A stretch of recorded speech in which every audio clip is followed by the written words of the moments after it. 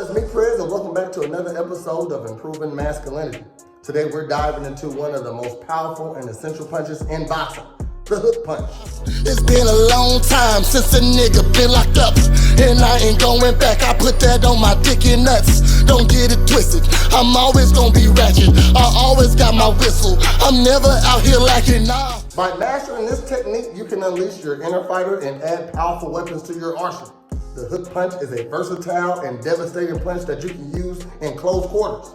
Whether you're aiming for the head or the body, a well-executed hook can turn the tide in any fight. Of course, we gotta start with the stance. Make sure your feet are shoulder width apart, your knees slightly bent, with your hands up protecting your face. Your weight should be evenly balanced and ready to move in any direction.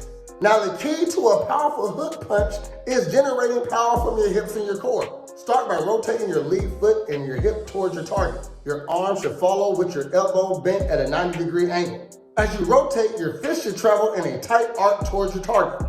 Keep the other hand up to protect your face and maintain your balance. Here are a couple common mistakes to avoid.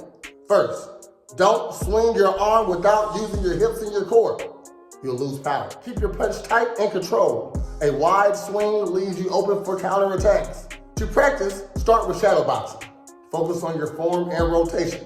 Once you're comfortable, move on to the heavy bag. Start slow and gradually increase your speed and power as you get better.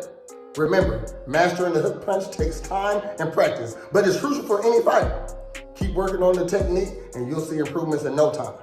So thanks for watching, and if you found this video helpful, please like, comment, and subscribe. You know, do all that stuff that I asked you to do that you never do. But there's always other ways to support, and there's a Cash App on the bottom of the screen. Go ahead and send me like $5 and say, Prez, you're doing a great job. Keep up the good work. And until next time, y'all have a great day. Holla!